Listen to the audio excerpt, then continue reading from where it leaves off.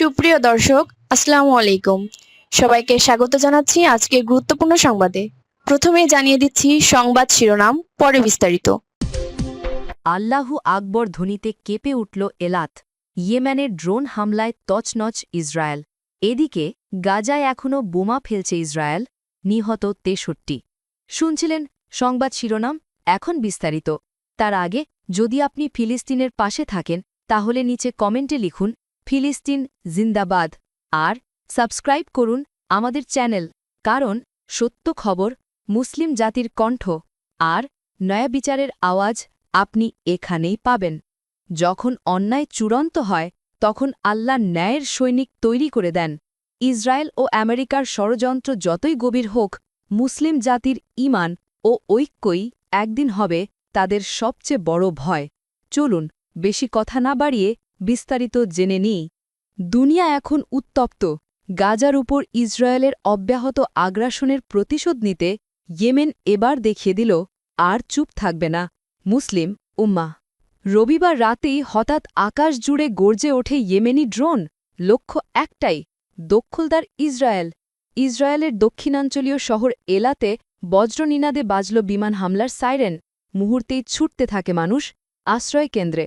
ইয়েমেনের হুতি বাহিনী যে ড্রোন পাঠিয়েছে সেটি ইসরায়েলি বিমান বাহিনী ভূপাতিত করেছে বলে দাবি করা হলেও স্থানীয়রা বলছে, আমরা বিস্ফোরণের শব্দ শুনেছি, মাটিও কেঁপে উঠেছে।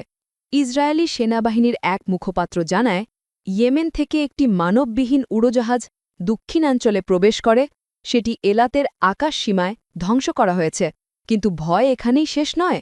ড্রোনের ধ্বংসাবশেষ যে কোনো মুহূর্তে মাটিতে পড়তে পারে, এমন আশঙ্কায় পুরো শহরে বাজানো হয় সাইরেন, বন্ধ করে দেওয়া হয় বিমান চলাচল।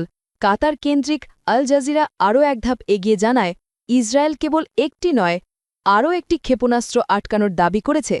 কিন্তু প্রশ্ন থেকে যাচ্ছে, যদি সব আটকানোই হয় তাহলে কেন বারবার সাইরেন বাজছে, কেন আতঙ্ক ছড়িয়ে পড়ছে সমগ্র দক্ষিণ ইসরায়েলে? বিশ্লেষকরা বলছেন, এই হামলা কোনো সাধারণ ঘটনা নয়। এটি মুসলিম বিশ্বের একটি স্পষ্ট বার্তা, গাজার রক্তের বদলা হবে ইপি। এই ইয়েমেনের ঘোষণা, এখন সময় প্রতিশোধের। রবিবার বিকেলে ইয়েমেনি সশস্ত্র বাহিনীর মুখপাত্র ব্রিগেডিয়ার জেনারেল ইয়াহিয়া সারি এক বিবৃতিতে বলেন, আমরা আজ ফিলিস্তিনের শহীদ রক্তের প্রতিশোধ নিয়েছি। আমাদের ক্ষেপণাস্ত্র ইউনিট ফিলিস্তিন ২ হাইপারসনিক ব্যালিস্টিক মিসাইল ব্যবহার করেছে। লক্ষ্য ছিল দক্ষিণ ভূমিতে অবস্থিত গুরুত্বপূর্ণ সামরিক স্থাপনা। অভিযান সফল হয়েছে। তিনি আরও দাবি করেন, হামলার পর হাজার হাজার ইহুদিবাদী এলাকা ছেড়ে আশ্রয়কেন্দ্রে পালিয়ে গেছে। তবে ইসরায়েল এই তথ্য অস্বীকার করেছে। কিন্তু সামাজিক যোগাযোগ মাধ্যমে ছড়িয়ে পড়েছে একের পর এক ভিডিও, যেখানে দেখা যাচ্ছে ধোঁয়ার কুণ্ডলী, সাইরেন বাজছে, আতঙ্কে ছুটছে মানুষ। গত মাসের হামলার পুনরাবৃত্তি নাকি নতুন অধ্যায়? এর আগেও মাত্র ১ মাস আগে ইয়েমেনের ড্রোন হামলায় এলাতে ২০ জনের বেশি মানুষ আহত হয়েছিল। তখনও ইসরায়েল বলেছিল, আমরা নিয়ন্ত্রণে রেখেছি। কিন্তু এখন মনে হচ্ছে পরিস্থিতি নিয়ন্ত্রণের বাইরে চলে যাচ্ছে। বিশ্লেষকরা বলছেন, গাজায় ইসরায়েলের নৃশংস হামলার কারণে মুসলিম বিশ্বের ক্ষোভ সীমা ছাড়িয়েছে। ইয়েমেন, ইরান, লেবানন সবাই এখন এক সুরে বলছে, ফিলিস্তিন একা নয়। ইসরায়েলে আতঙ্ক, মুসলিম দুনিয়ায় উল্লাস। এই ড্রোন হামলার খবর ছড়িয়ে পড়তেই আরব দুনিয়ায় দেখা যায় উচ্ছ্বাসের ঘেউ। সামাজিক যোগাযোগ মাধ্যমে ছড়িয়ে পড়ে একটাই hashtag free Palestine, Yemen strikes back. বিশ্বজুড়ে মুসলমানরা বলছে, অবশেষে তো কেউ জবাব দিল। ইসরায়েলকে বারবার সতর্ক করা হয়েছিল, গাজায় গণহত্যা বন্ধ করো, কিন্তু নেতানিয়াহু সরকার সেই সতর্কবার্তাকে উপহাস করেছিল। এখন সেই উপহাসের জবাব দিয়েছে ইয়েমেন। বিশ্ব রাজনীতিতে নতুন উত্তাপ। বিশ্ব বিশ্লেষকরা আশঙ্কা করছেন, এই আক্রমণ মধ্যপ্রাচ্যে নতুন এক যুদ্ধে আগুন ধরাতে পারে। যদি ইসরায়েল প্রতিশোধ নেয় তাহলে ইয়েমেন ইরান জোটও চুপ থাকবে না। এতে পুরো আরব উপসাগর, এমনকি রেড সি, লাল সাগর হয়ে উঠবে যুদ্ধের নতুন মঞ্চ। আর এটাই সবচেয়ে ভয়ঙ্কর দিক, একটি আঞ্চলিক সংঘাত এখন বৈশ্বিক রূপ নিতে পারে। অসংখ্য লম্বা তা। আজকের এই ড্রোন হামলা শুধু একটি সামরিক অভিযান নয়, এটি একটি বার্তা, একটি রক্তাক্ত বার্তা যা বলছে, অত্যাচারের শেষ সময় এসে গেছে। ইসরায়েল যতই প্রযুক্তি আর প্রতিরক্ষা ব্যবস্থার গর্ব করুক না কেন, ইয়েমেনের মতো গরিব দেশ এখন তাদের বুক কাঁপিয়ে দিচ্ছে। গাজায় নারী শিশুর হত্যার প্রতিশোধ একদিন না একদিন আসবেই, এ কথা মুসলিম বিশ্ব আজ নতুন করে বিশ্বাস করছে। এদিকে গাজায় এখনও বোমা ফেলছে ইসরায়েল, নিহত ৬৩ জন। ফিলিস্তিনের গাজা উপত্যকায় এখনও বোমাবর্ষণ করছে ইসরায়েলি প্রতিরক্ষা বাহিনী আইডিএফ। রোববার আইডিএফের বোমায় গাজায় নিহত হয়েছেন ৬৩ জন। সোমবার এক প্রতিবেদনে এই তথ্য জানিয়েছে ব্রিটিশ দৈনিক দ্য গার্ডিয়ান। প্রতিবেদনে বলা হয়েছে, শনিবার সন্ধ্যা থেকে রোববার সন্ধ্যা পর্যন্ত ২৪ ঘণ্টায় গাজার প্রধান শহর গাজা সিটি ও অন্যান্য এলাকায় বোমাবর্ষণ করেছে ইসরায়েল। এতে নিহত হয়েছেন অন্তত ৬৩ জন।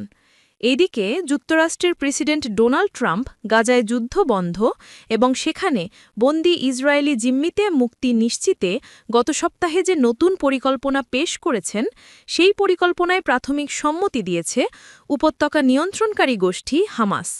ট্রাম্পের প্রস্তাবের ওপর বিস্তারিত আলোচনার জন্য আজ সোমবার থেকে শুরু হচ্ছে মিশরের রাজধানী কায়রোতে। মিশরের পররাষ্ট্র মন্ত্রণালয়ের বরাতে জানা গেছে, ইসরায়েল এই যুদ্ধের মধ্যস্থতাকারী ৩ দেশ যুক্তরাষ্ট্র, কাতার ও মিশরের প্রতিনিধিরা গতকাল রোববার কায়রোতে পৌঁছেও গেছেন। কিন্তু এই সব সত্ত্বেও গাজায় বোমাবর্ষণ চালিয়ে যাচ্ছে আইডিএফ। এক বিবৃতিতে ইসরায়েলের সেনাপ্রধান লেফটেন্যান্ট জেনারেল ইয়াল জামির জানিয়েছেন, কায়রোর বৈঠক যদি ব্যর্থ হয় তাহলে ফের পূর্ণমাত্রায় গাজায় অভিযান শুরু করবে আইডিএফ। মিশরের পররাষ্ট্র মন্ত্রণালয়ের বরাতে জানা গেছে, কায়রোর বৈঠকের আলোচ্যসূচিতে প্রাধান্য পাবে গাজায় আটকে থাকা ইসরায়েলি জিম্মিদের মুক্তির ব্যাপারটা। ইসরায়েলের সরকারের মুখপাত্র শোস বেদ্রোসিয়ান গতকাল রোববার সাংবাদিকদের জানিয়েছেন, কায়রোতে বৈঠকের স্থায়িত্ব হবে সর্বোচ্চ কয়েকদিন।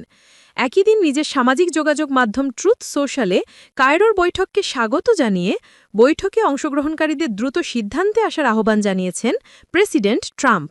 তিনি বলেছেন, আমি প্রত্যাশা করব প্রতিনিধিরা খুব তৎপর থাকবেন এবং কালক্ষেপ না করে দ্রুত কর্মপরিকল্পনা নির্ধারণ করবেন।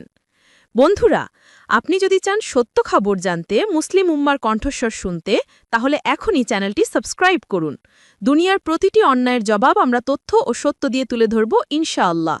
সাবস্ক্রাইব করুন, শেয়ার করুন আর পাশে থাকুন ন্যায়ের পথে।